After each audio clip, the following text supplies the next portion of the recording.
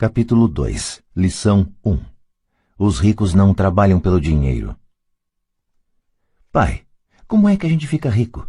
Meu pai largou o jornal. Por que você quer ficar rico, filho? Porque a mãe do Jimmy chegou hoje num Cadillac novo e eles iam passar o fim de semana na praia. Ele chamou 3 amiguinhos, mas o Mike e eu não fomos convidados. Eles disseram que não chamavam a gente porque eram os garotos pobres. Falaram isso mesmo? Perguntou meu pai incrédulo. Falaram mesmo, respondi magoado. Meu pai balançou a cabeça em silêncio, ajeitou os óculos e voltou para a leitura do jornal. Fiquei esperando a resposta. Era o ano de 1956. Eu tinha 9 anos. Por algum golpe de sorte, eu frequentava a mesma escola pública onde estudavam os filhos dos ricos. A cidade vivia especialmente em função das usinas de açúcar. Os gerentes das usinas e outras pessoas influentes da cidade, como médicos, proprietários de estabelecimentos comerciais e gerentes de bancos, matriculavam seus filhos nessa escola. Terminando o 1º grau, estes iam em geral para colégios particulares. Eu fazia parte desta escola porque minha família morava num lado da rua. Se morasse do outro lado, eu teria ido para uma escola diferente e meus colegas seriam de famílias mais parecidas com a minha.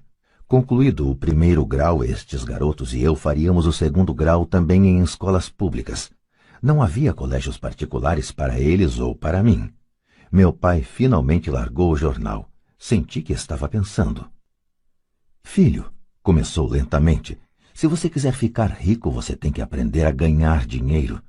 E como ganho dinheiro? Perguntei. Use sua cabeça, filho, respondeu sorrindo.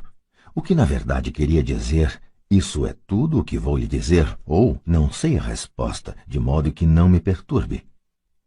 Forma-se uma parceria. Na manhã seguinte, contei para meu melhor amigo Mike o que meu pai tinha falado. Tenho a impressão de que Mike e eu éramos os únicos garotos pobres da escola. Também Mike estava nesta escola por um golpe de sorte. Alguém tinha traçado aleatoriamente a linha divisória dos distritos escolares e nós acabamos na escola dos garotos ricos. Não éramos pobres de verdade, mas sentíamos como se fôssemos porque os demais garotos tinham luvas de beisebol novas, bicicletas novas, tudo novo. Mãe e pai nos davam o básico, comida, teto e roupa, mas isso era tudo. Meu pai costumava falar, se você quiser alguma coisa, trabalhe para obtê-la. Queríamos muitas coisas, mas não havia muito trabalho disponível para garotos de 9 anos. E então como ganhamos dinheiro? Perguntou Mike. Não sei, respondi. Mas você quer ser meu sócio? Ele concordou e naquele sábado de manhã, Mike se tornou meu primeiro sócio nos negócios. Gastamos toda a manhã imaginando formas de ganhar dinheiro. De vez em quando falávamos dos caras legais que estavam se divertindo na casa de praia de Jimmy. Sentíamos uma certa mágoa, mas era uma mágoa boa, pois nos inspirou a ficar pensando em como ganhar dinheiro. Finalmente, nessa tarde, um lampejo surgiu em nossas mentes. Era uma ideia que Mike havia tirado de um livro de ciências que lera. Empolgados, demos um aperto de mão e a sociedade agora tinha um objetivo. Durante as semanas seguintes, Mike e eu percorremos a vizinhança pedindo aos vizinhos que guardassem para nós os tubos vazios de pasta de dentes. Intrigados, muitos adultos concordavam sorrindo. Alguns perguntavam o que estávamos fazendo. Respondíamos, não dá para contar, é um segredo de negócios. Conforme as semanas passavam, mamãe ficava nervosa. Tínhamos escolhido um lugar perto da máquina de lavar roupas para estocar nossa matéria-prima. Numa caixa de papelão que contivera vidros de molho de tomate, acumulava-se nossa pilha de tubos de pasta de dentes usados. Finalmente, mamãe deu uma bronca. Não aguentava mais ver aquele monte de tubos espremidos na maior confusão. O que vocês estão fazendo, garotos? Perguntou. E não me venham novamente com a desculpa de que é um segredo de negócios. Deem um jeito nessa bagunça ou jogo tudo fora. Mike e eu argumentamos, explicamos que em breve teríamos o suficiente para começar a produção. Dissemos que estávamos esperando que alguns vizinhos acabassem de usar suas pastas para que pudéssemos recolher os tubos. Mamãe nos deu 1 semana de prazo. Antecipamos a data do início da produção. A pressão aumentava. Minha primeira sociedade já estava sendo ameaçada por uma notificação de despejo do nosso armazém, feita por minha própria mãe. Mike se encarregou de apressar o consumo das pastas, informando que os dentistas recomendavam a escovação mais frequente dos dentes. Comecei a instalar a linha de produção. Um dia meu pai chegou em casa com um amigo para mostrar como os garotos operavam a linha de produção a todo vapor perto da garagem. Por todo o lugar havia uma fina poeira branca. Numa mesa comprida se alinhavam embalagens de leite trazidas da escola e no forno japonês da família as brasas do carvão brilhavam gerando o máximo de calor. Papai caminhava com cuidado. O carro fora estacionado próximo ao portão da rua porque a linha de produção estava na frente da porta da garagem. Quando ele e seu amigo se aproximaram, viram uma vasilha de aço em cima das brasas e dentro dela os tubos de pasta de dentes derretiam. Naquela época não havia tubos de pasta de dentes de plástico, eles eram de chumbo. Por isso, depois que a pintura queimava, os tubos dentro da vasilha derretiam até ficarem líquidos. Com a ajuda do pegador de panela da mamãe, nós despejávamos o chumbo derretido através de um pequeno furo nas embalagens de leite, que estavam recheadas de gesso. O pó branco do gesso, que ainda não fora misturado à água, estava por toda parte. Com a pressa tínhamos derrubado o saco de gesso e parecia que toda a área fora atingida por uma nevasca. As embalagens de leite vazias serviam para fazer moldes de gesso.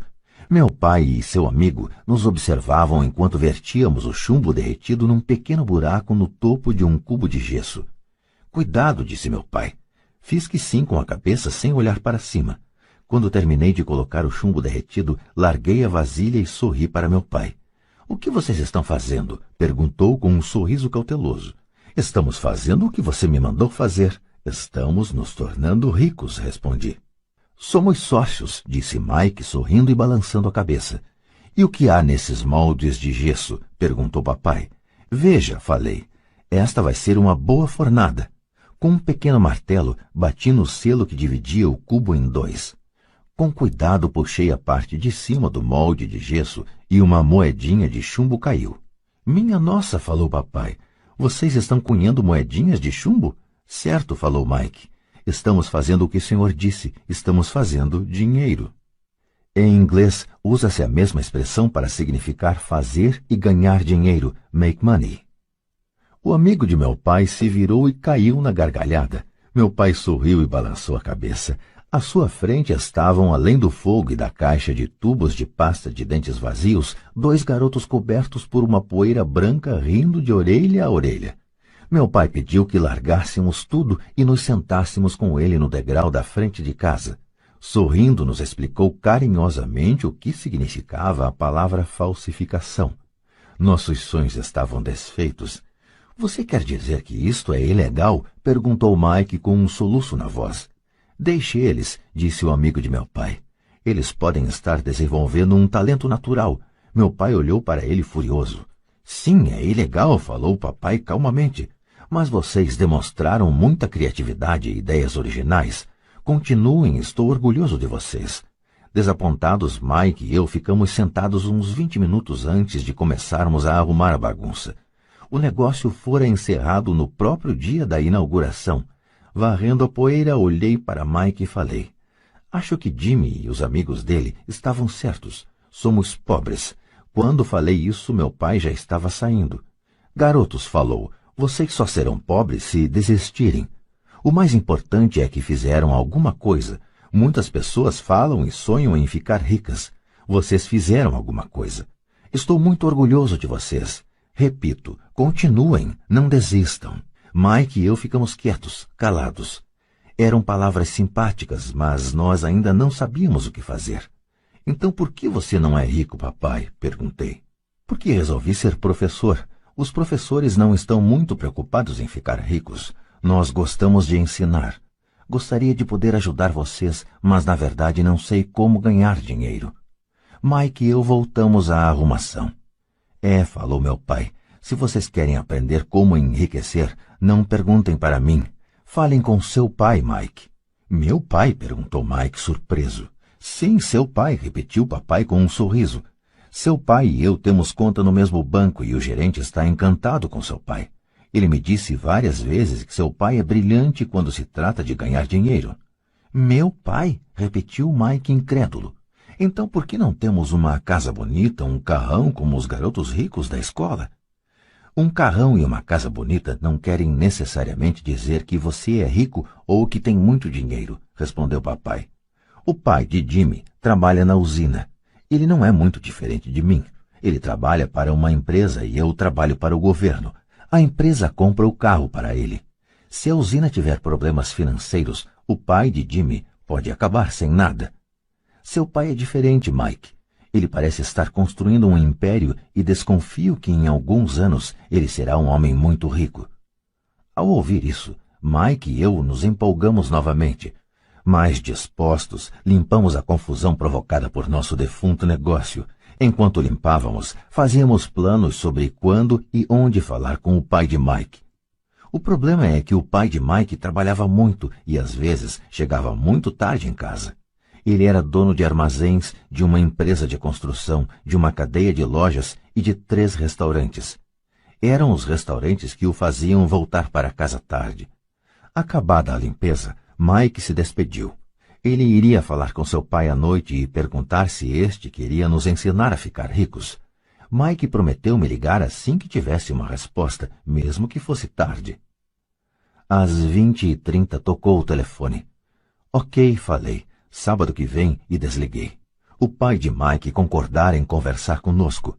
Às 7h30 de sábado, peguei o ônibus para o lado pobre da cidade. Começam as lições.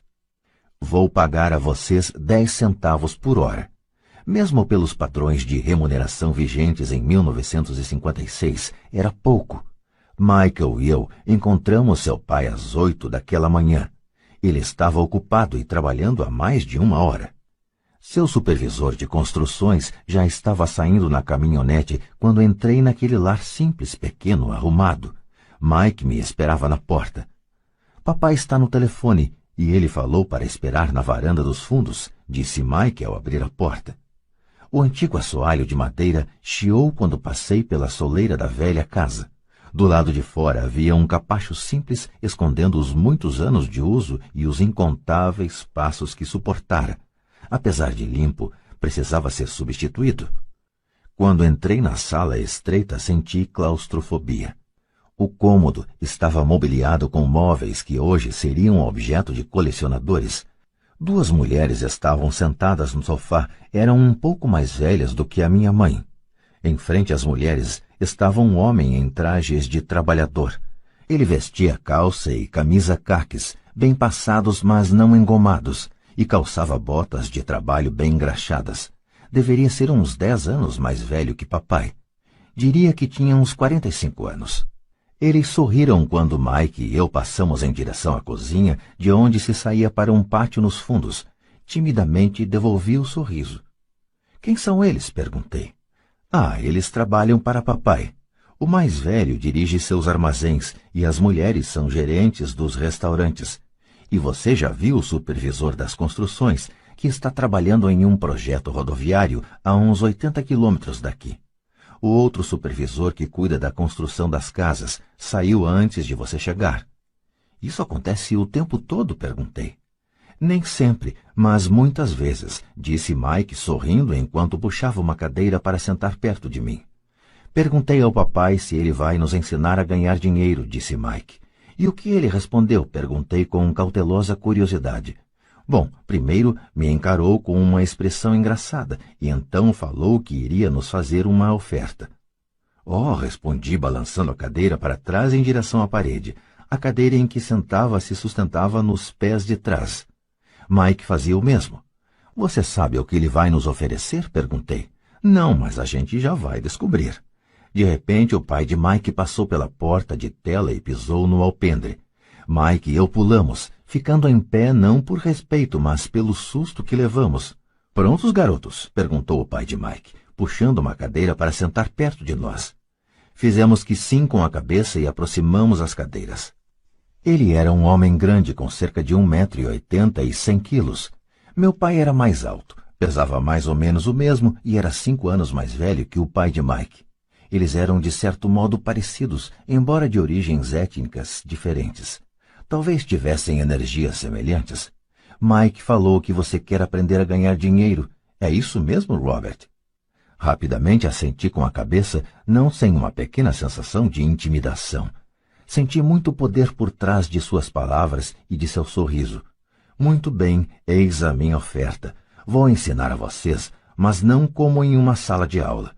Vocês trabalham para mim, eu ensino a vocês. Vocês não trabalham para mim, eu não ensino a vocês. Posso ensinar mais rápido se trabalharem e não fico perdendo tempo se só ficarem sentados escutando, como fazem na escola. Esta é minha oferta, é pegar ou largar. Posso fazer uma pergunta antes, falei. Não, é pegar ou largar.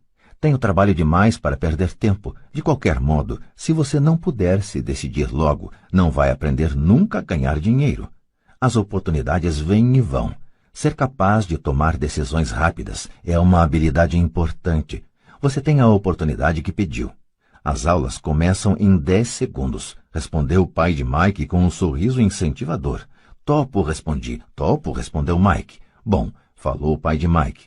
A senhora Martin vai chegar daqui a 10 minutos.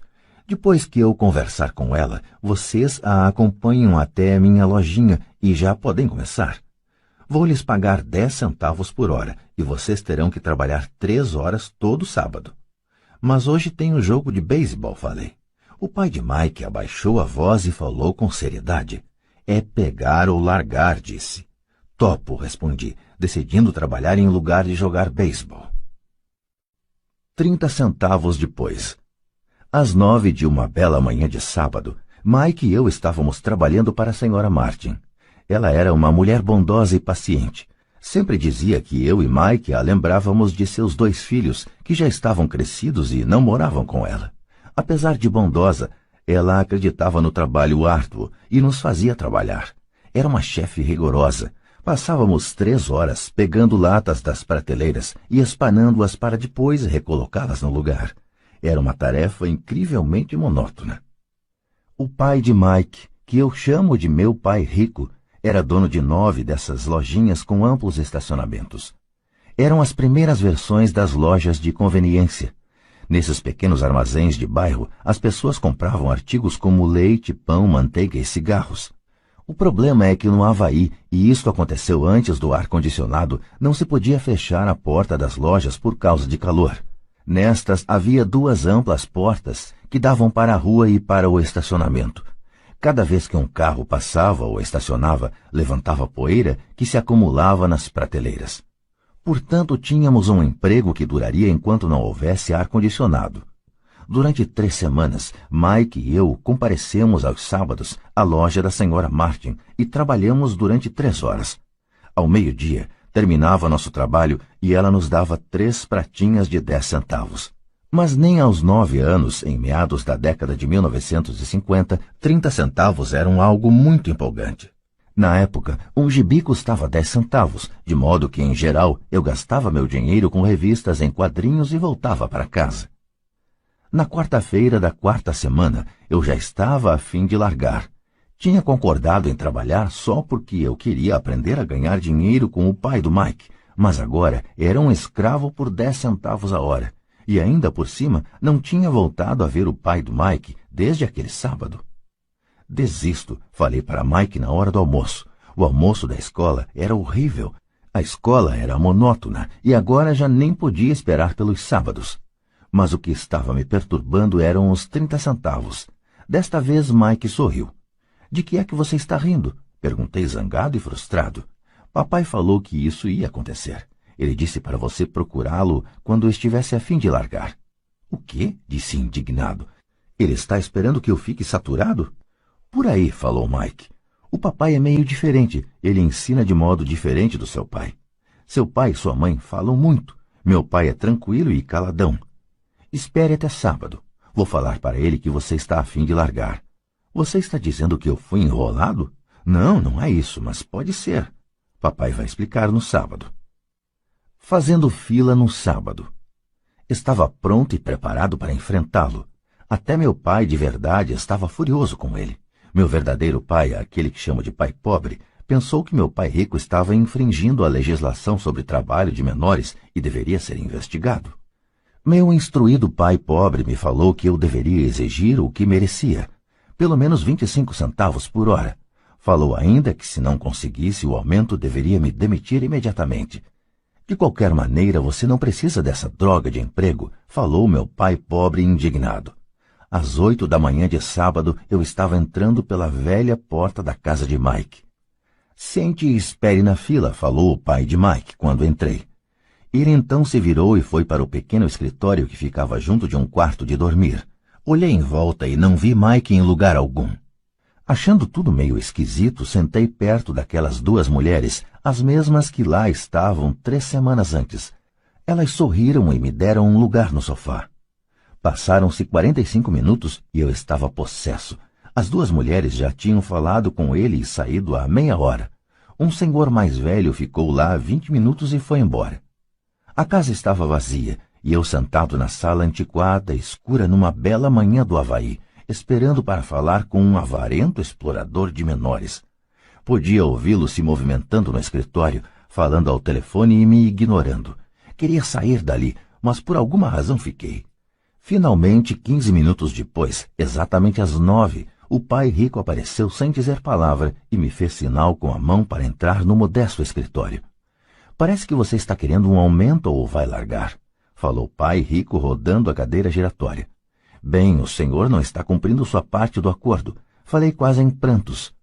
Para um garoto de 9 anos era de fato apavorante confrontar um adulto. O senhor falou que se eu trabalhasse para o senhor ia me ensinar. Eu trabalhei, dei duro, larguei meus jogos de beisebol para trabalhar. E o senhor não cumpriu sua palavra. Não me ensinou nada. O senhor é um desonesto, como todo mundo fala. O senhor é ganancioso. O senhor só quer todo o dinheiro e não se preocupa com seus empregados. O senhor me deixou esperando e não me respeita. Eu sou apenas um garoto e mereço ser tratado melhor. De sua cadeira giratória, as mãos no queixo, o pai rico me fitava. Parecia que estava me estudando. Nada mal, falou. Em menos de um mês você já se parece com a maioria dos meus empregados. O quê? Exclamei. Como não entendia o que ele estava falando, continuei reclamando. Pensei que o senhor ia cumprir sua parte do acordo e me ensinar. Em lugar disso, o senhor quer me torturar? Isso é cruel, muito cruel. Estou lhe ensinando, falou calmamente o pai rico. O que o senhor me ensinou? Nada, repliquei furioso. Nem falou comigo depois que eu aceitei trabalhar por uma merreca, 10 centavos por hora. Eu devia denunciar o senhor ao governo. Existem leis sobre o trabalho infantil, o senhor sabe disso. Meu pai trabalha para o governo. Uau, disse pai rico. Agora você parece com a maioria das pessoas que trabalharam para mim, pessoas que eu mandei embora ou que se demitiram. O que o senhor tem a me dizer? Questionei, sentindo-me muito corajoso para um moleque. O senhor mentiu para mim. Trabalhei e o senhor não manteve sua palavra. Não me ensinou nada. E como você sabe que não lhe ensinei nada? Perguntou calmamente pai rico. Bom, o senhor nunca falou comigo. Trabalhei 3 semanas e o senhor não me ensinou nada, disse com cara de zangado. Ensinar quer dizer falar ou dar uma aula? Perguntou o pai rico. Sim, lógico, respondi. É assim que a escola ensina, ele disse sorrindo. Mas não é assim que a vida ensina você, e eu diria que a vida é o melhor dos mestres. Na maioria das vezes a vida não fala com você. É mais como se ela lhe desse um empurrão. Cada empurrão é a vida dizendo, acorde, quero que aprenda alguma coisa. Do que este cara está falando? Pensei com meus botões. A vida me empurrando era a vida falando comigo. Agora tinha certeza que deveria largar o emprego. Eu estava falando com alguém que não regulava bem. Se você aprender as lições da vida, você vai se dar bem. Senão, a vida vai continuar dando trancos em você. Alguns apenas deixam a vida continuar batendo neles. Outros ficam zangados e batem de volta. Mas eles batem no patrão ou no emprego, no marido ou na mulher. Eles não sabem que é a vida que está batendo. Eu não tinha a menor ideia do que ele estava falando. A vida bate em todos nós, alguns desistem, outros lutam, alguns aprendem a lição e seguem em frente. Eles recebem satisfeitos os trancos da vida. Para estes, isto quer dizer que precisam e querem aprender alguma coisa. Eles aprendem e prosseguem em frente. A maioria desiste e uns poucos, como você, lutam. Pai rico ficou em pé e fechou a velha janela de madeira que precisava de conserto. Continuou. Se você aprender esta lição, você se tornará um jovem sábio, rico e feliz. Se você não aprender, passará a vida culpando um emprego, um baixo salário ou seu chefe pelos seus problemas. Passará sua vida esperando por um golpe de sorte que resolva seus problemas de dinheiro. Pai Rico olhou para mim a fim de verificar se eu ainda estava ouvindo. Seus olhos encontraram os meus. Estabeleceu-se uma comunicação entre nossos olhares. Finalmente me afastei ao perceber que tinha assimilado esta última mensagem. Sabia que ele estava certo. Eu o estava culpando e eu tinha pedido para aprender. Eu estava lutando. Pai Rico continuou. Se for o tipo de pessoa que não tem garra, desistirá toda vez que a vida bater em você. Se for uma pessoa assim, passará sua vida buscando segurança, fazendo as coisas certas, esperando por algo que nunca vai acontecer. E então morrerá como um velho rabugento. Terá um monte de amigos que gostam de você, porque é um cara trabalhador. Você passa a vida na rotina fazendo as coisas certas, mas a verdade é que a vida o leva à submissão. No fundo, você tem pavor de se arriscar. Queria, na verdade, vencer, mas o medo de perder é maior do que o entusiasmo da vitória. No íntimo, só você saberá que não foi atrás disso. Você escolheu a segurança. Nossos olhos voltaram a se encontrar. Por 10 segundos, ficamos nos encarando, e só depois que a mensagem foi recebida, nossos olhos se afastaram. O senhor estava me empurrando? Perguntei. Algumas pessoas achariam isso. Sorriu Pai Rico. Eu diria que apenas lhe mostrei o gostinho da vida. Que gostinho da vida? Respondi ainda zangado, mas agora curioso. Pronto até para aprender. Vocês dois garotos foram as primeiras pessoas na vida que me pediram para lhes ensinar a ganhar dinheiro. Tenho mais de 150 empregados e nenhum deles me perguntou o que eu sei sobre dinheiro. Eles me pedem um emprego e um salário, mas nunca que lhes ensine sobre dinheiro. De modo que a maioria deles passará os melhores anos de suas vidas trabalhando pelo dinheiro, sem entender realmente para que é que eles estão trabalhando. Eu estava ouvindo atentamente. Assim, quando Mike falou que você queria aprender como ganhar dinheiro, resolvi planejar um curso que se aproximasse da vida real. Eu poderia falar horas, mas você não escutaria nada. Portanto, resolvi deixar que a vida batesse um pouco em você para que pudesse me escutar. É por isso que só pago 10 centavos. E qual é a lição que aprendi trabalhando por 10 centavos a hora? Perguntei. Que você é mesquinho e explora seus empregados? Pai Rico se inclinou para trás e soltou uma gargalhada. Finalmente, quando parou de rir, falou. É melhor que você mude seu ponto de vista. Pare de culpar-me pensando que eu sou o problema. Se você pensa que eu sou o problema, então terá que me modificar. Se perceber que você é o problema, então poderá modificar a si mesmo, aprender alguma coisa e tornar-se mais sábio. A maioria das pessoas quer que todos no mundo mudem, menos elas próprias. Mas eu lhe digo, é mais fácil mudar a si próprio que a todos os demais. Não entendo, falei. Não me culpe por seus problemas, falou o Pai Rico dando sinais de impaciência. Mas o senhor só me paga 10 centavos. E então o que você está aprendendo? Perguntou o Pai Rico com um sorriso. Que o senhor é mesquinho, respondi com uma risadinha. Está vendo, você acha que eu sou o problema, retrucou o Pai Rico. Mas o senhor é? Bem, continue assim e você não aprenderá nada. Pense que sou o problema, então quais são suas escolhas? Bem, se o senhor não me pagar mais ou não me respeitar mais e me ensinar, eu largo tudo. Muito bem, disse Pai Rico. E isso é exatamente o que faz a maioria das pessoas. Elas se demitem e começam a procurar outro emprego, uma oportunidade melhor e um salário mais alto, pensando que um novo emprego ou um salário mais alto resolverão o problema. Não é o que acontece na maioria dos casos.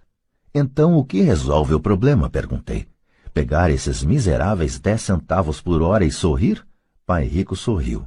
Isso é o que fazem as outras pessoas. Apenas aceitam o pagamento sabendo que eles e suas famílias lutarão com dificuldades financeiras. Mas é tudo o que fazem, esperando um aumento na ilusão de que mais dinheiro resolverá o problema. A maioria se conforma e alguns procuram um segundo emprego, trabalhando mais, mas continuam aceitando um contra-cheque ínfimo. Fiquei olhando para o chão, começando a entender a lição que Pai Rico estava apresentando. Podia sentir que tinha um gosto de vida. Finalmente olhei para cima e repeti a pergunta. Então, o que é que resolve o problema? Isto, disse ele, dando-me um ligeiro tapinha na cabeça. Essa coisa que está entre suas orelhas. Foi nesse momento que Pai Rico me mostrou o ponto de vista central que o separava de seus empregados e de meu pai pobre, e que mais tarde o levou a tornar-se um dos homens mais ricos do Havaí, enquanto meu pai, muito instruído, mas pobre, lutou com problemas financeiros durante toda a sua vida. Era um ponto de vista singular que faz toda a diferença durante uma vida inteira. Pai Rico repetia de vez em quando esse ponto de vista que eu chamo a lição 1. Os pobres e a classe média trabalham pelo dinheiro, os ricos fazem o dinheiro trabalhar para eles. Naquela bela manhã de sábado, eu estava aprendendo um ponto de vista diferente daquele que meu pai pobre me ensinara. Aos 9 anos de idade, eu percebia que ambos os pais queriam que eu aprendesse. Ambos me incentivavam a estudar, mas não as mesmas coisas. Meu pai, muito instruído, recomendava que fizesse o que ele fizera. Filho, quero que você estude muito, que tenha boas notas, para que você possa conseguir um bom emprego, seguro, em uma grande empresa, que lhe traga grandes benefícios. Meu pai rico queria que eu aprendesse como funciona o dinheiro para que eu pudesse colocá-lo a trabalhar para mim. Essas lições eu aprenderia ao longo da vida, sob sua orientação e não na sala de aula. Meu pai rico continuou a primeira lição. Fico contente em ver que você se enfureceu por trabalhar por 10 centavos a hora. Se não tivesse se zangado e tivesse aceitado isso satisfeito, teria que lhe dizer que não poderia ensinar nada. Veja, aprender de verdade exige energia, paixão e um desejo ardente. A raiva é uma grande parte desta fórmula, pois a paixão é uma combinação de raiva e amor. No caso do dinheiro, a maioria das pessoas prefere não arriscar e se sentir seguras, ou seja, não são conduzidas pela paixão, são conduzidas pelo medo. É por isso que elas aceitam um emprego com salário baixo? Perguntei. Sim, respondeu Pai Rico. Algumas pessoas dizem que eu exploro os empregados porque não pago tanto quanto a usina de açúcar ou o governo. Eu digo que as pessoas se exploram a elas mesmas. O medo é delas, não meu. Mas o senhor não acha que deveria pagar mais para elas? Indaguei. Não tenho que fazê-lo. E, além disso, mais dinheiro não vai resolver o problema. Veja seu pai. Ele ganha bastante dinheiro e ainda assim não dá conta das despesas. A maioria das pessoas, se receber mais dinheiro, apenas passará a se endividar mais. Daí os 10 centavos por hora, eu disse rindo. É parte da lição. Certo, sorriu Pai Rico. Você vê, seu pai estudou muito de modo que conseguiu um salário alto, mas ele ainda tem problemas financeiros porque nunca aprendeu nada sobre dinheiro na escola. E ainda por cima, ele acredita em trabalhar pelo dinheiro. E o senhor não acredita? Perguntei. Não, de verdade não, disse Pai Rico. Se você quiser aprender a trabalhar pelo dinheiro, então fique na escola. É um bom lugar para aprender isso. Mas se você quer aprender como fazer o dinheiro trabalhar para você, então vou lhe ensinar como fazer. Mas só se você quiser aprender. E todo mundo não quer aprender isso? Indaguei. Não, respondeu Pai Rico, simplesmente porque é mais fácil aprender a trabalhar pelo dinheiro, em especial se o medo é a principal emoção quando se trata de discutir dinheiro. Não estou entendendo, retruquei, franzindo as sobrancelhas. Não se preocupe com isso por enquanto. Saiba apenas que é o medo que faz a maioria das pessoas trabalhar num emprego. O medo de não pagar as contas, o medo de ser mandado embora, o medo de não ter dinheiro suficiente, o medo de começar de novo. Esse é o preço de aprender uma profissão ou habilidade e então trabalhar pelo dinheiro. A maioria das pessoas se torna escrava do dinheiro e fica zangada com o patrão. Aprender a pôr o dinheiro a trabalhar para a gente é um tipo de estudo totalmente diferente? Perguntei. Sem dúvida, respondeu Pai Rico. Ficamos sentados em silêncio contemplando a bela manhã. Meus amigos deviam estar começando seu jogo de beisebol infantil, e por alguma razão, agora eu estava feliz de ter decidido trabalhar por 10 centavos a hora. Sentia que estava a ponto de aprender alguma coisa que meus colegas não aprenderiam na escola. Pronto para aprender? Perguntou Pai Rico. Sem dúvida, respondi com um risinho. Estou cumprindo minha promessa. Estive ensinando a você de longe, falou Pai Rico. Aos 9 anos de idade, você teve um gostinho do que é trabalhar pelo dinheiro. Multiplique seu mês passado por 15 anos e você terá uma ideia do que muitas pessoas passam a vida fazendo. Não entendo, falei. Como você se sentiu esperando na fila para falar comigo, uma vez para ser contratado e outra para pedir um aumento? Péssimo, disse. Quando se opta por trabalhar pelo dinheiro, essa é a vida que levam muitas pessoas, disse Pai Rico. E como se sentiu quando a senhora Martin pôs na sua mão 30 centavos por 3 horas de trabalho? Achei que não era suficiente, parecia que não valia nada. Fiquei desapontado, respondi. É assim que a maioria dos empregados se sente quando recebe seus contra-cheques, especialmente com todos os descontos de impostos e outros itens. Pelo menos você recebeu 100%. O senhor está dizendo que a maioria dos empregados não recebe tudo? Perguntei espantado. Claro que não, disse Pai Rico. O governo sempre tira sua parte antes. E como é que ele faz? Perguntei. Impostos, disse Pai Rico. Você paga impostos quando ganha. Você paga impostos quando gasta. Você paga impostos quando poupa. Você paga impostos quando morre. Por que é que as pessoas deixam que o governo faça isso com elas? Os ricos não deixam, disse Pai Rico com um sorriso. Os pobres e a classe média deixam. Aposto que ganho mais que seu pai e, contudo, ele paga mais impostos. E como pode ser? Perguntei. Aos 9 anos de idade, isso não fazia sentido para mim. Por que alguém deixaria o governo fazer isso com ele? Pai Rico ficou sentado em silêncio. Acho que ele queria que eu ouvisse em lugar de ficar falando besteira. Finalmente me acalmei. Não tinha gostado do que ouvira. Sabia que meu pai vivia reclamando dos impostos que pagava, mas na verdade não tomava nenhuma atitude quanto a isso. A vida estaria batendo nele? Pai Rico se balançava em sua cadeira tranquilamente enquanto olhava para mim. Pronto para aprender? Perguntou. Fiz que sim com a cabeça lentamente. Como já falei, há muito a aprender. E aprender como se faz o dinheiro trabalhar para a gente é estudo para uma vida inteira. A maioria das pessoas fica 4 anos numa faculdade e aí termina os estudos.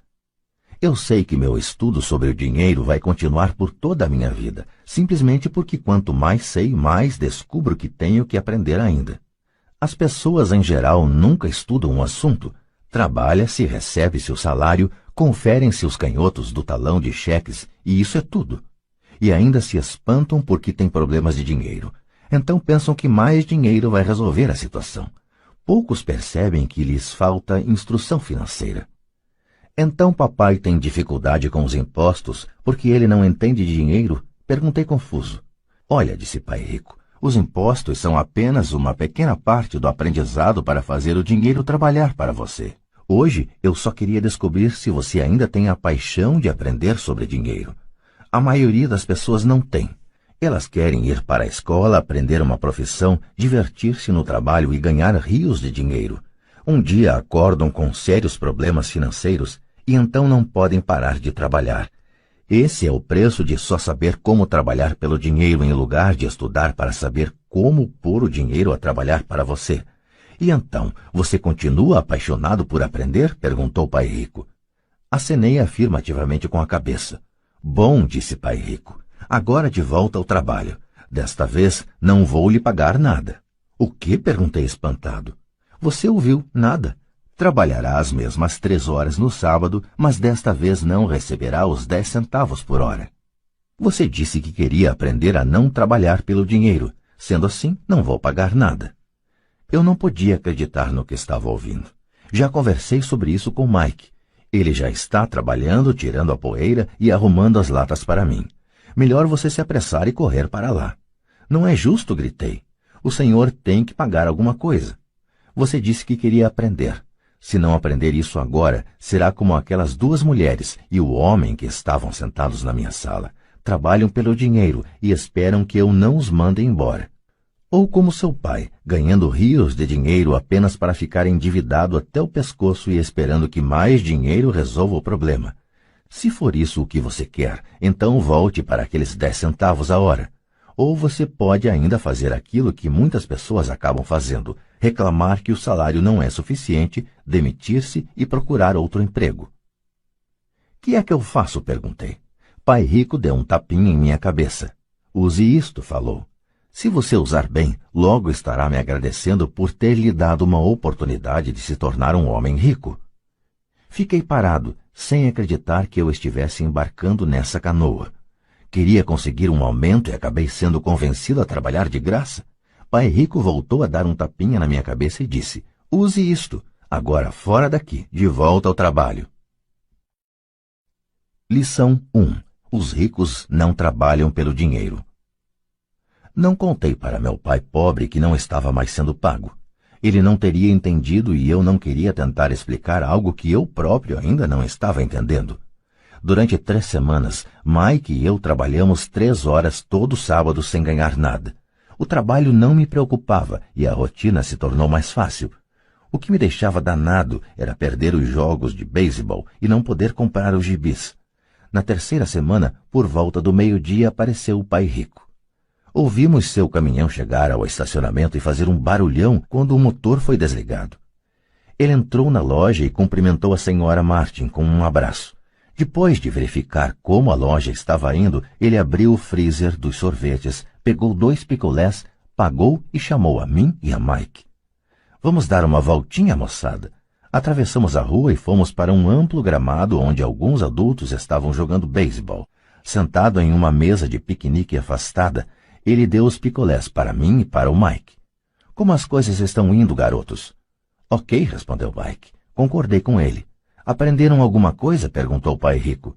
Mike e eu olhamos um para o outro, levantamos os ombros e balançamos a cabeça em uníssono, evitando uma das maiores armadilhas da vida. Bom, garotos, precisam começar a pensar. Vocês estão observando uma das maiores lições de vida. Se aprenderem a lição, terão uma vida de grande liberdade e segurança. Se não aprenderem, acabarão como a senhora Martin e a maioria das pessoas que jogam beisebol aqui no parque. Elas trabalham muito por um salário baixo, agarrando-se à ilusão da segurança no emprego, esperando pelas 3 semanas de férias anuais e pela reduzida aposentadoria depois de 45 anos de trabalho. Se isso os empolga, vou dar-lhes um aumento para 25 centavos a hora. Mas estas pessoas são boas e trabalhadoras. Por que o senhor está debochando delas? Indaguei. Pai Rico abriu um sorriso. A senhora Martin é como uma mãe para mim. Nunca seria tão cruel. Pode parecer que estou sendo desalmado porque estou tentando chamar a atenção de vocês dois para um fato que a maioria das pessoas não consegue ter a felicidade de enxergar. Graças a uma visão muito estreita, as pessoas não percebem em que armadilha caíram. Mike e eu ficamos sentados sem captar totalmente a mensagem. Ele parecia cruel, contudo sentíamos que ele desejava desesperadamente que percebêssemos algo. Sorrindo, o Pai Rico continuou. Não estão gostando desses 25 centavos a hora? O coração de vocês não bate um pouquinho mais rápido? Fiz um não com a cabeça, mas na realidade meu coração batia mais rápido. Para mim, 25 centavos a hora representava uma fortuna. Ok, vou pagar $1 a hora, prosseguiu o Pai Rico com um sorriso malicioso. Agora meu coração acelerou de verdade. Meu cérebro gritava, topa, topa. Eu não podia acreditar no que estava ouvindo. Ainda assim fiquei calado. Ok, $2 a hora. Meu pequeno cérebro e meu pequeno coração de 9 anos quase explodiram. Afinal, estávamos em 1956 e receber $2 a hora teria me tornado o garoto mais rico do mundo. Não me podia imaginar ganhando esse dinheiro todo. Eu queria dizer sim. Eu queria fechar um negócio. E podia ver a bicicleta nova, a luva de beisebol nova e a adoração de meus colegas quando eu mostrasse algum dinheiro. E ainda por cima, Jimmy e seus amigos ricos nunca poderiam voltar a me chamar de pobre, mas consegui me manter em silêncio. Quem sabe tivesse torrado os miolos e queimado um fusível, mas no fundo do coração eu queria loucamente esses $2 a hora. O sorvete estava se derretendo e escorregando pela minha mão. As formigas se deliciavam com a pasta melada de baunilha e chocolate. Pai Rico olhava para 2 garotos que o olhavam de volta embasbacados. Ele sabia que estava nos testando e ele sabia que parte de nossas emoções queria topar a parada.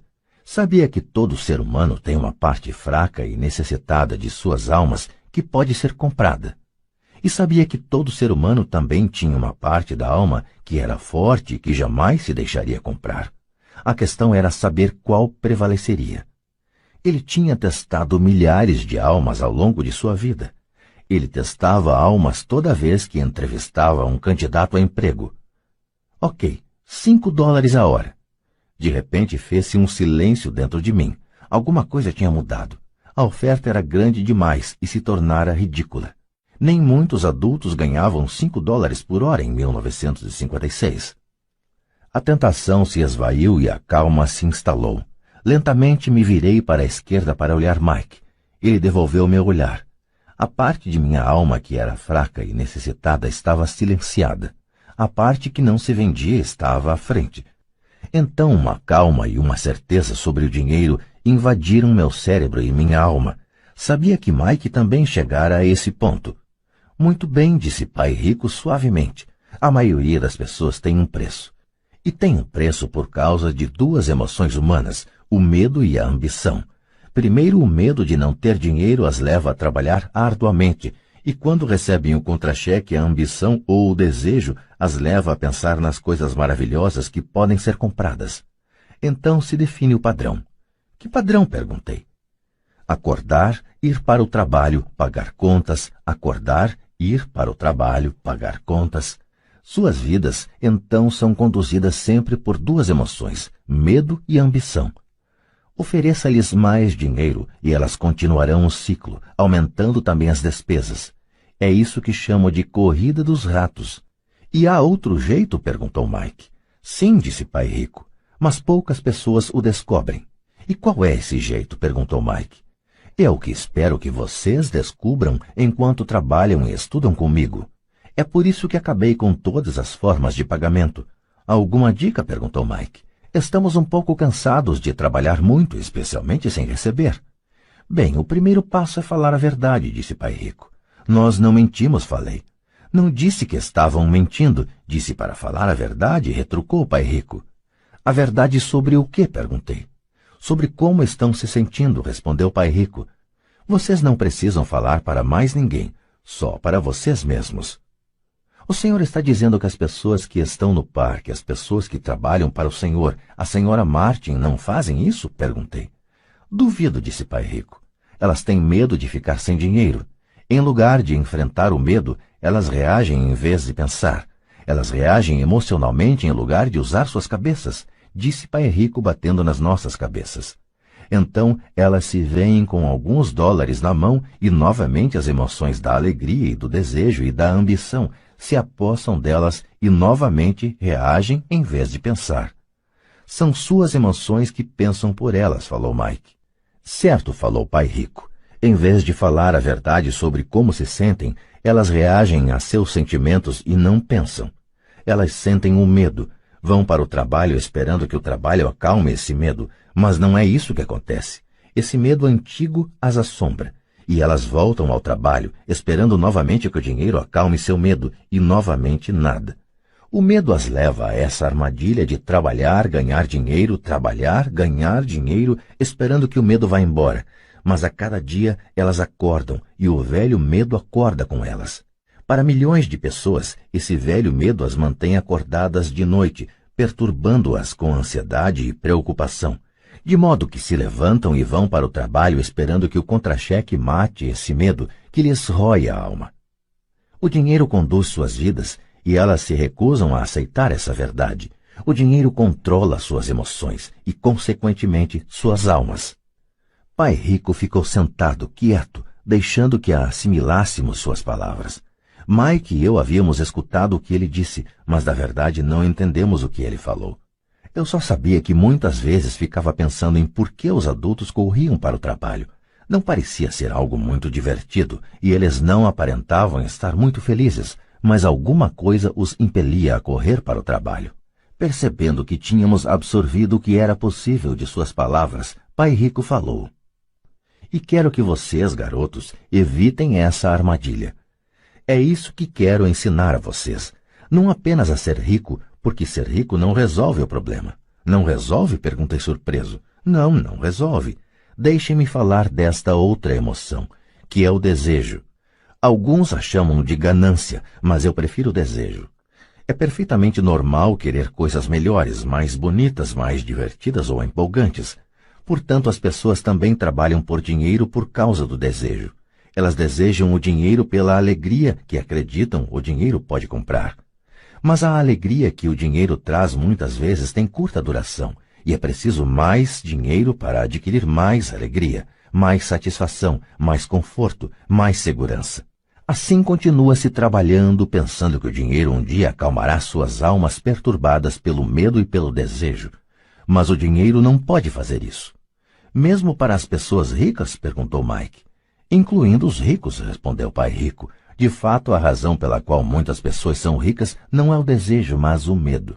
Elas pensam que o dinheiro pode acabar com seu medo de ficar sem dinheiro, de serem pobres, de modo que acumulam fortunas para descobrir que o medo fica pior. Agora elas receiam perdê-lo. Tenho amigos que continuam trabalhando mesmo quando já têm muito. Sei de pessoas que têm milhões e estão mais apavoradas do que quando eram pobres. Estão aterrorizadas com a possibilidade de perder todo o seu dinheiro. Os medos que as levaram a se tornarem ricas ficam maiores. Essa parte fraca e necessitada de suas almas, na verdade, grita ainda mais forte. Não querem perder suas mansões, seus carros, a vida de luxo que o dinheiro pode comprar. Preocupam-se com o que seus amigos dirão se perderem todo o seu dinheiro. Muitos estão emocionalmente desesperados e neuróticos, embora pareçam ricos e tenham grandes fortunas. Então a pessoa pobre é mais feliz? Perguntei.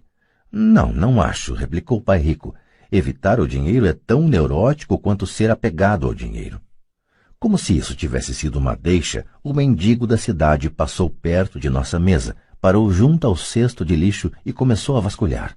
Nós três observamos com grande interesse. Talvez antes o tivéssemos ignorado. Pai rico tirou da carteira uma nota de $1 e fez um gesto para o velho.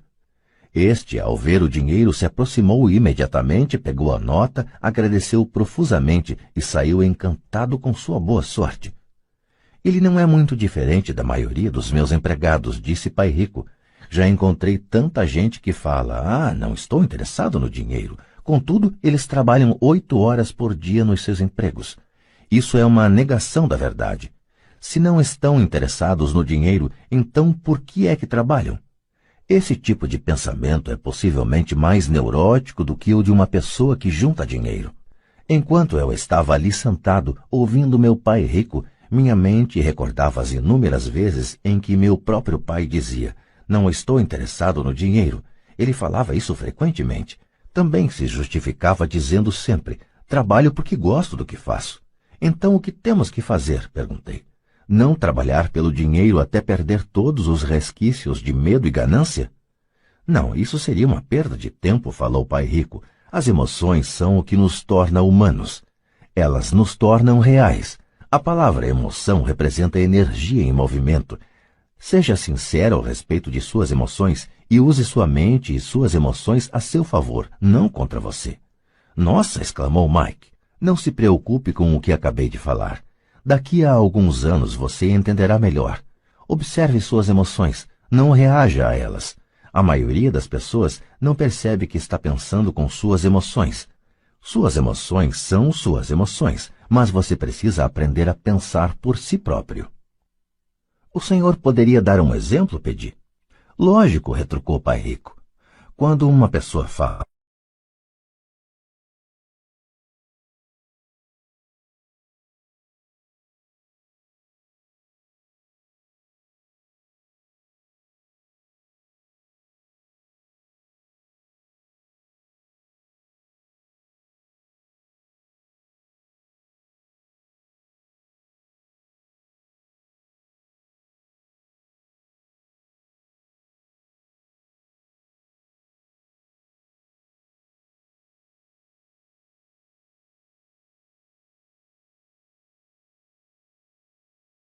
de medo? Na minha opinião, a resposta é não, especialmente se levarmos em conta a duração da vida da pessoa. Um emprego é, na verdade, uma solução de curto prazo para um problema de longo prazo. Mas meu pai sempre fala, vá para a escola, tire notas boas para que possa conseguir um emprego bom e seguro, disse eu, um pouco confuso. Sim, entendo o que ele diz, afirmou o pai rico sorrindo. A maioria das pessoas aconselha isso e costuma considerar uma boa ideia. Mas, em geral, é o medo que leva as pessoas a dar esse conselho. O senhor quer dizer que meu pai fala isso porque tem medo?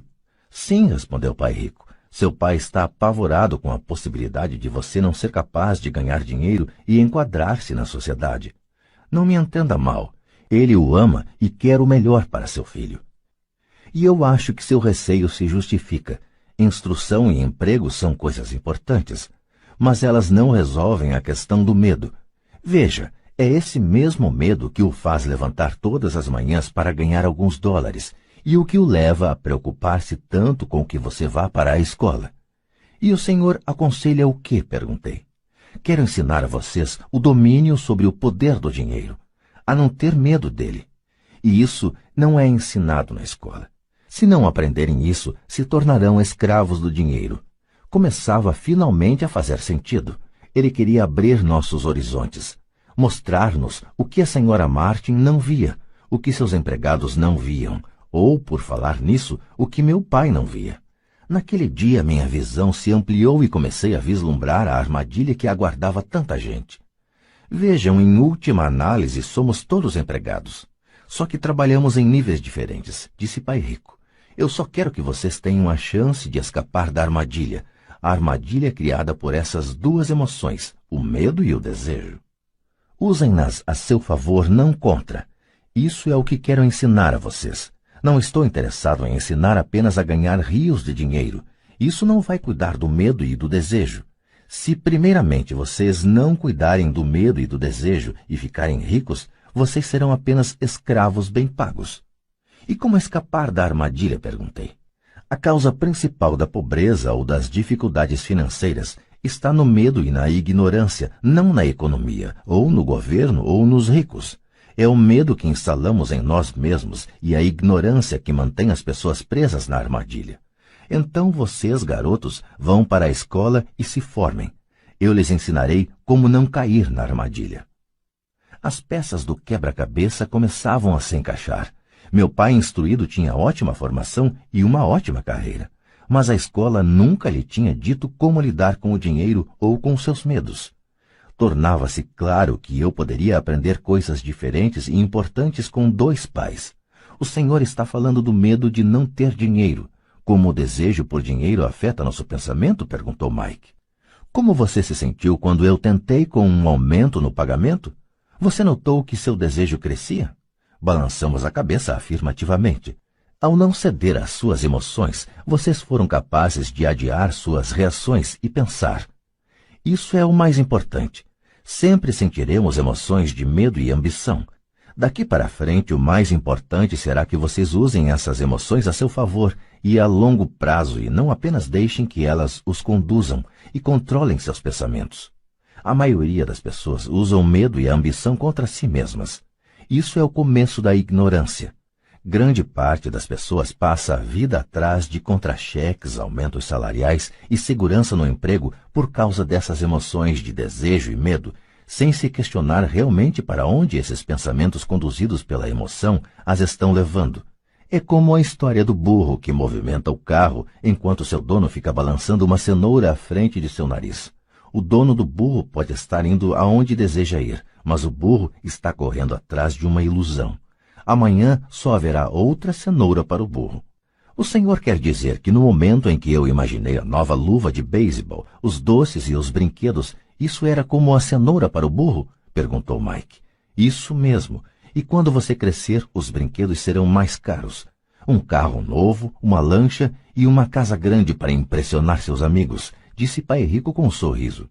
O medo empurra para fora da porta e o desejo o atrai, fazendo com que vocês vão de encontro ao rochedo. Esta é a armadilha. E qual é a resposta? Perguntou Mike. O que aumenta o medo e o desejo é a ignorância. É por isso que as pessoas ricas com muito dinheiro muitas vezes têm mais medo à medida que ficam mais ricas. O dinheiro é a cenoura, a ilusão. Se o burro pudesse entender todo o contexto, ele poderia pensar duas vezes antes de sair correndo atrás da cenoura. Pai Rico passou a explicar que a vida humana é uma luta entre a ignorância e o esclarecimento.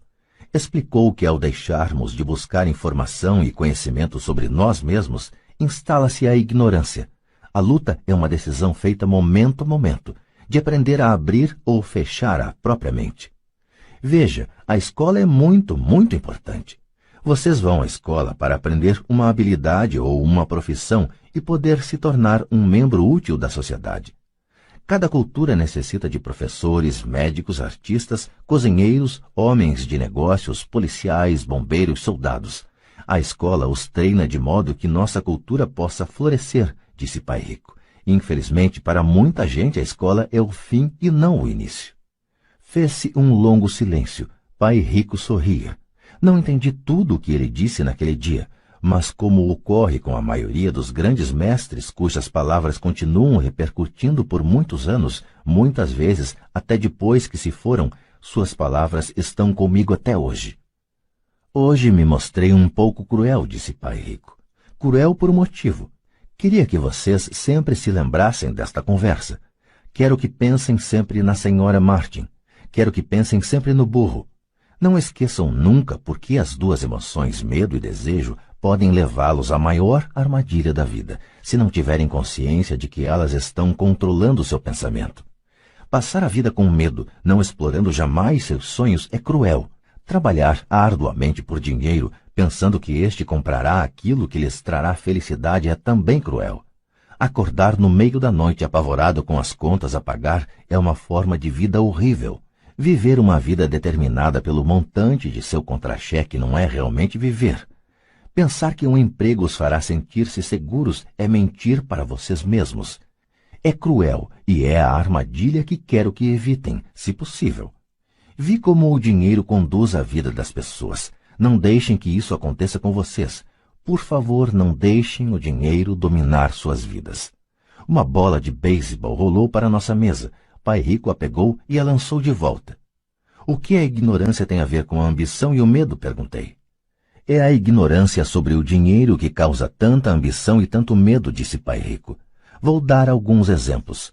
Um médico querendo mais dinheiro para sustentar melhor sua família aumenta o preço de suas consultas. Isso prejudica principalmente os mais pobres, de modo que estes têm saúde pior do que aqueles que têm dinheiro. E continuou. Como os médicos aumentam suas consultas, os advogados também aumentam sua remuneração. Como a remuneração dos advogados aumentou, os professores querem um aumento, o que provoca um aumento dos impostos e assim por diante.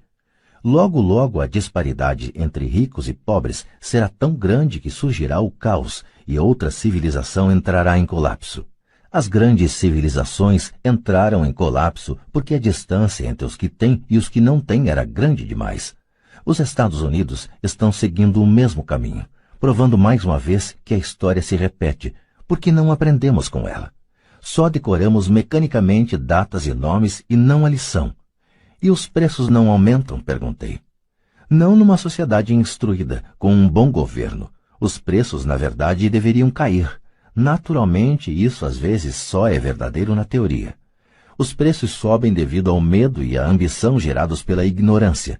Se as escolas ensinassem as pessoas sobre o dinheiro, haveria mais dinheiro e preços mais baixos, mas as escolas estão preocupadas em ensinar as pessoas a trabalhar pelo dinheiro e não a controlar o poder do dinheiro. Mas não existem faculdades de administração? Perguntou Mike. O senhor não está incentivando que eu vá fazer meu mestrado em uma faculdade de administração? Sim, falou Pai Rico. Mas na maioria das vezes as faculdades de administração treinam empregados que são profissionais sofisticados. Que os céus não permitam que um contador domine uma empresa. Tudo o que eles fazem é olhar para os números, demitir gente e aniquilar o negócio. Sei disso porque contrato contadores. Tudo o que eles pensam é cortar custos e aumentar preços, o que causa mais problemas. A contabilidade é importante. Gostaria que mais gente a conhecesse, mas ao mesmo tempo ela não mostra tudo, acrescentou o Pai Rico furioso. Há uma solução? Perguntou Mike. Sim, disse Pai Rico. Aprenda a usar suas emoções para pensar e não pensar com suas emoções. Quando vocês, garotos, dominaram suas emoções, concordando em trabalhar de graça para mim, eu sabia que havia esperança. Quando novamente vocês resistiram às suas emoções quando os tentei com mais dinheiro, vocês estavam novamente aprendendo a pensar em vez de se renderem às emoções. Este é o primeiro passo. Por que esse primeiro passo é tão importante? Perguntei. Isso vocês terão de descobrir. Quero que vocês aprendam. Vou levá-los pelo caminho dos espinhos. É um lugar que quase todos evitam. Vou levá-los a esse lugar aonde a maioria das pessoas tem medo de ir. Se forem comigo, abandonarão a ideia de trabalhar por dinheiro e aprenderão a fazer o dinheiro trabalhar para vocês. E o que recebemos se formos com o Senhor? O que acontecerá se concordarmos em aprender com o Senhor? O que obteremos? Perguntei. O mesmo que irmão Coelho obteve, disse Pai Rico, libertação da boneca de piche.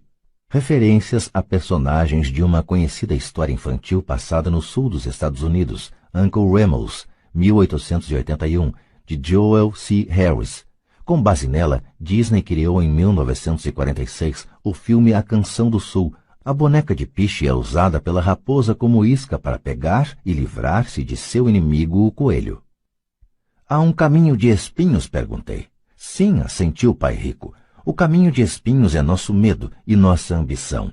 A saída está em pôr de lado o medo e confrontar nossa ambição, nossas fraquezas, nossa carência. E a saída também está na mente, na escolha de nossos pensamentos. Escolher nossos pensamentos? Perguntou Mike intrigado. Sim, escolher o que pensamos em lugar de reagir a nossas emoções, em lugar de levantar da cama e ir para o trabalho para resolver os problemas, porque estamos assombrados pelo medo de não ter dinheiro para pagar nossas contas. O pensamento o levaria a dedicar tempo a colocar-se a si mesmo a pergunta: trabalhar com mais afinco seria a melhor solução para este problema? A maioria das pessoas está tão apavorada por não encarar a verdade, o medo está controlando-as, que não pode pensar e assim corre para sair de casa. A boneca de piche está no controle. Isto é o que quero dizer quando falo em escolher os pensamentos. E como fazemos isso? Perguntou Mike. Isso é o que vou ensinar a vocês. Vou lhes ensinar como escolher seus pensamentos, em lugar de reagir apavorados tomando o café da manhã afobadamente e disparando porta fora. Lembrem-se do que disse antes, um emprego é apenas uma solução de curto prazo para um problema de longo prazo. A maioria das pessoas só tem um problema em mente, e é de curto prazo. São as contas do fim do mês, a boneca de piche. O dinheiro passa a conduzir suas vidas, ou melhor dizendo, o medo e a ignorância em relação ao dinheiro. Da mesma forma que faziam seus pais, elas acordam toda manhã e vão trabalhar por dinheiro. Não tem tempo de se perguntar se há outra maneira. Suas emoções estão no controle do seu pensamento, não a razão. O senhor pode distinguir o pensar com as emoções do pensar com a cabeça? Perguntou Mike. Sim, eu ouço isso o tempo todo, respondeu Pai Rico.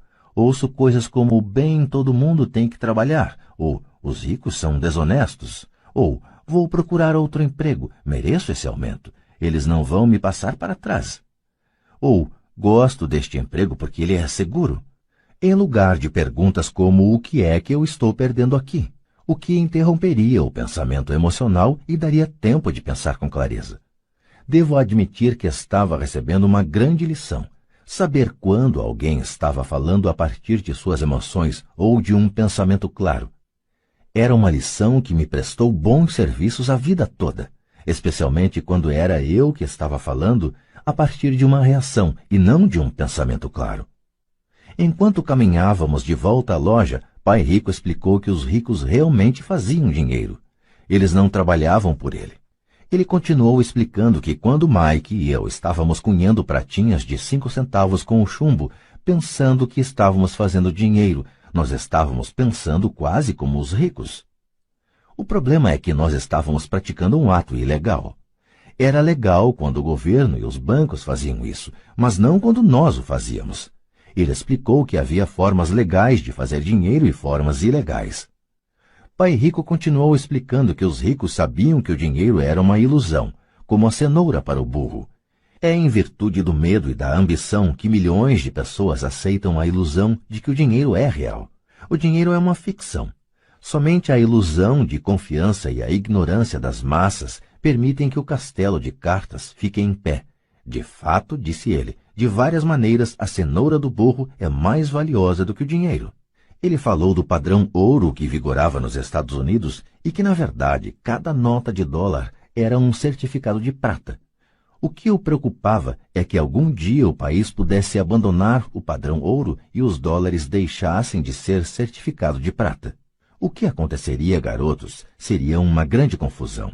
Os pobres, a classe média e os ignorantes teriam suas vidas arruinadas simplesmente porque continuariam acreditando que o dinheiro é real e que a empresa para a qual trabalham ou o governo cuidaria deles. Naquele dia não entendemos do que ele estava falando, mas com o correr dos anos isso passou a fazer cada vez mais sentido. Vendo o que os outros não veem. Ao entrar em sua caminhonete, no estacionamento da pequena loja de conveniência, ele disse: "Continuem trabalhando, garotos, mas quanto mais cedo vocês se esquecerem de que precisam de um contra-cheque, mais fácil se tornará a sua vida adulta. Continuem usando seu cérebro, trabalhem de graça e logo sua mente lhes mostrará formas de ganhar muito mais dinheiro do que eu poderia lhes pagar. Vocês verão o que outras pessoas nunca percebem. Oportunidades que estão à frente de seu nariz. A maioria jamais enxerga essas oportunidades porque estão atrás de dinheiro e segurança, e é isso que elas recebem. No momento em que vislumbrarem uma oportunidade, vocês a reconhecerão pelo resto de suas vidas. Quando conseguirem isso, vou lhes ensinar outra coisa.